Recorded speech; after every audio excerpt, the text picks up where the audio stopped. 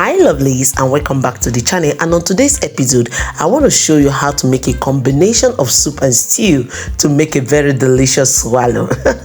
Yes, to enjoy a very delicious swallow. Yes, and if you know this is what you're looking for, you can see the mixture of the soup, the okra and the stew. That's not just an ordinary stew, but it is called obeata. So without further ado people, let's dive into the video. So here I have blended mix of tomatoes, paprika, the ginger, the garlic, the onions and the pepper. So here I added in black pepper, and here I'm adding in white pepper, and I'm also going to be adding in the shrimp powder, and also I added in my dried onions. And after that people, I just stirred and stirred, and now you can see how I have done this combination of dried and wet ingredients. So here is my already salted fish. I washed this fish. That is the melusa and the catfish. Those are the two fishes I'm using. I'm also going to be introducing a protein which has already been cooked and lying very well in the freezer.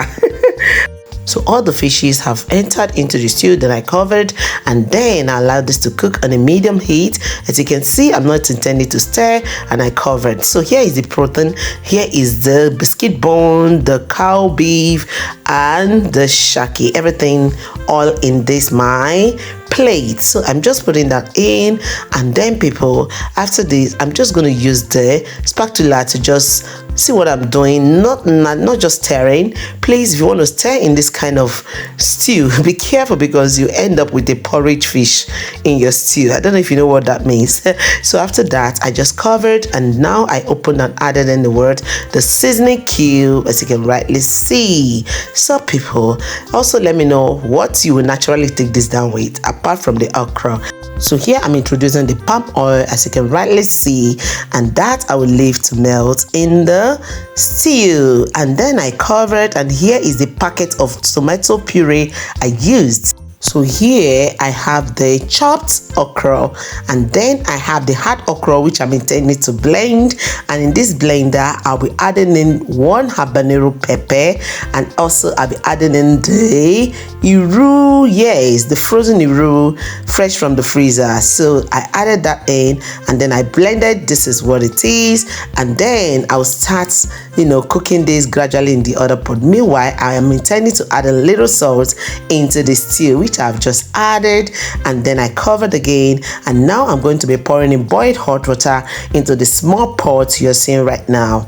And now people, I'm just going to do what I'm going to add in my blended crayfish, yes, into the stew to give it that local taste. Remember, this is obeata, not like the normal stew, because I use palm oil to prepare this, and also it is used or cooked through the boiling method, and you can see everything here was the boiling method. There was no frying. So here I covered, and then in this my pot I added in crayfish as well, and then I added in the little shrimp powder.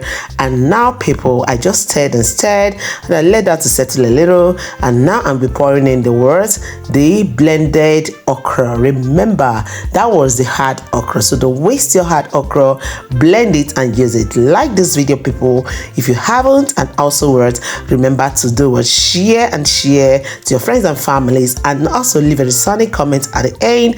And in case you're new to my channel, please, this is the time to do what, hit the subscription button, turn on the post notification bell so that you'll be alerted anytime I upload new videos. So here I've just heated the okra a little, and then it is coming slimy, and now I'm introducing the chopped okra. See how simple this recipe is. Who is dying to eat this with me? Because it is worth it. And people, guess what I'm taking this down with?